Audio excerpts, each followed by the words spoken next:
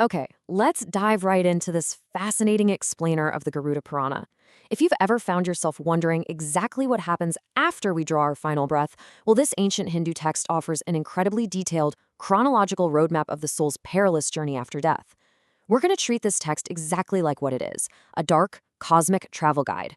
We'll be mapping out the exact waypoints from the literal moment of death all the way to rebirth, discovering how this incredibly complex system of karma operates, and really looking at the immense psychological weight these beliefs held for the people who practice them. Now, to really understand this journey, we first need to look at who's actually telling the story.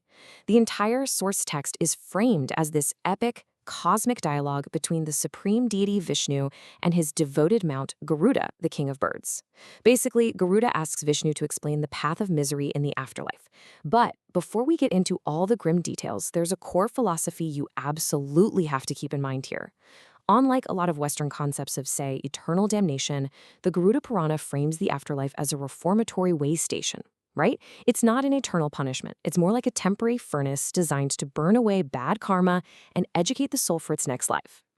So here's the itinerary for our journey today. We'll start at the exact moment of death, travel along the dreadful way, stand for judgment in Yama's court, explore the fascinating rules of karma and animal rebirth, and finally, look at the earthly rites of redemption. Let's kick things off with Section 1, the moment of death, leaving the body. According to the text, the final moments of a sinner are filled with a terrifying divine vision where all worlds appear as one. At the exact moment of dying, the breath departs by the lower gateway. And then, two absolutely terrifying messengers of Yama, who is the Lord of Death, arrive on the scene. The text describes them as naked, black as crows, with hair standing on end, ugly faces, and grinding teeth. They carry these nooses and rods to physically extract the soul. And what's really fascinating here is the physical description of the soul itself. The text states, the departed soul is drawn out to the exact size of a thumb. Just think about that. This tiny, vulnerable, thumb-sized soul, crying out in total fear, is bound by a noose and forced to look back at its own lifeless physical body before beginning its terrifying trek. Which brings us to Section 2, the dreadful way. Journey to Yama's city. Now, what's truly staggering about this leg of the journey is the sheer scale. This is not some instantaneous teleportation. The soul actually has to walk an exhausting 86,000 yojana trek.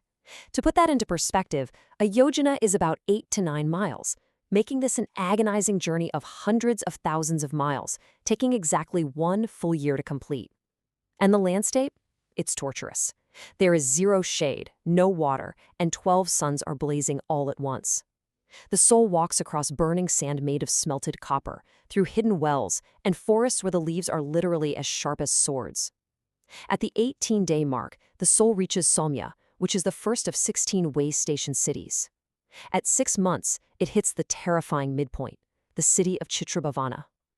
Now here's the catch. The soul is completely reliant on the living during this entire time. It survives solely on earthly rice ball offerings made by its sons and grandsons back on Earth. If the living fail to provide these offerings, well, the soul starves while being forced to continue this brutal march. So the absolute most crucial point on this journey is navigating the Vaitarani River. This is a visceral, terrifying obstacle, specifically created for those who failed to live righteously. The text describes it as a 100-yojan-wide flow of blood and pus, with banks entirely littered with bones. Get this, when the river sees a sinful soul approaching, it actually seethes and boils like butter in a frying pan. It's completely infested with massive crocodiles, leeches, and flesh-eating water animals.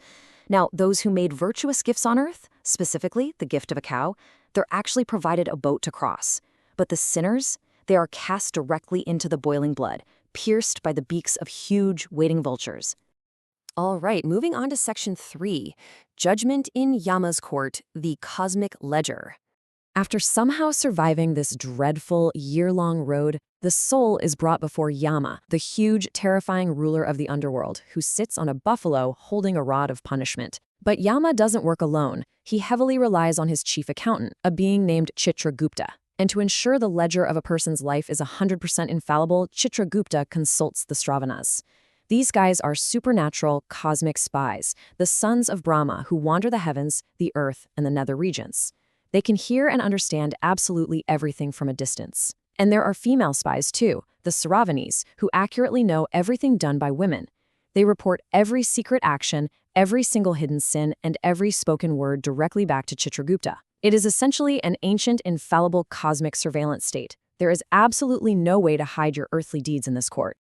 Right before the punishment is handed down, Chitragupta delivers a seriously harsh reprimand to the trembling souls, telling them, "Hitherto you have committed sins with great delight, and thereby are now destined for torment. It is no use turning your faces away." The text makes it incredibly clear here. Yama and his messengers, they don't create the misery. They merely administer the inevitable physics of karma. The incoming punishments are purely 100% the result of the soul's own earthly actions. And those punishments, they are incredibly varied. The Garuda Purana outlines exactly 840,000 hells in total, with 21 of them considered the absolute most dreadful. Just as an example, there is Tamasra, a hell of uttermost darkness specifically for those who supported their families by unrighteous means. There is Kumbhapaka, where sinners are literally baked like a pot in heated oil. Some sinners are cut with saws like firewood, or, in a moment of truly dark astonishment, squeezed in massive machines like sugarcane. But again, it's so vital to remember the underlying theology here. These hells are not eternal. No, they're temporary, purificatory furnaces, designed to burn away the sins and instill a permanent educative conscience for the soul's next life. That leads us right into Section 4, Karma and Animal Rebirth, the Cycle of Samsara. Here's where we see the mind-blowing specificity of karmic rebirth. The text outlines these incredibly specific, almost quirky cause and effect rules. Every single misdeed perfectly aligns with a highly specialized animal rebirth. Check this out. If you steal vegetables and leaves, you're reborn as a peacock. Steal water, you become a chitaka bird, which is a creature fabled to drink only falling raindrops. If you steal grain, you come back as a locust. If you steal perfumes, you become a muskrat. And the text just goes on and on like this. Stealing meat makes you a vulture, stealing salt makes you an ant. It's a rigid, cosmic ecosystem where the punishment literally fits the crime in your next biological life cycle. After thousands of lives in these animal forms, balancing out good and evil, the soul eventually earns a human birth once again, starting the whole wheel of time all over. Finally, we arrive at Section 5, Rites of Redemption, Saving the Departed. So is there any hope for a condemned soul trapped in this cycle? To explain the way out, the Garuda Purana grounds itself back on Earth with a really fascinating story. It introduces a highly prosperous, living king named Brabhuvana. While out hunting, the king wanders deep into a forest and actually encounters a trapped, suffering spirit. This departed soul is described as deformed, humpbacked, dirty, with his hair standing on end, completely tormented by hunger and thirst. The spirit recognizes the king and begs him for help. He explains that despite doing good deeds in life, he left behind no offspring to perform the proper death rites for him, which left him stranded and trapped as a hungry ghost. The departed soul then explains what is essentially an earthly hack to the king. It's a specific, highly powerful ritual that the living can perform to immediately rescue their ancestors from the torment of the afterlife. It all centers around a golden pot. First, you prepare a pot made of refined gold. Second, you fill it with milk and clarified butter. Third, you consecrate it by worshiping the deities Brahma, Vishnu, and Shiva around it. And finally, you gift this prepared pot to a worthy Brahmin. According to the text, this exact ritual is the ultimate dissipator of evil conditions. King Brabhuvana returns to his city, performs this exact rite, and the text tells us the departed soul was instantly released and attained a happy state in heaven.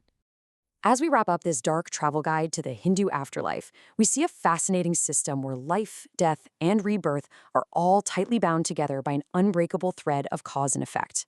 It really leaves us with a provocative question to ponder about our own actions. Looking at the incredibly specific rules of the Garuda Purana, based on your daily habits and minor earthly sins, what animal do you think you would come back as on the karmic ledger? It's a striking reminder from an ancient world that every single choice we make, big or small, echoes into eternity. Thanks for joining me on this explainer, and keep questioning the world and the afterlife around you.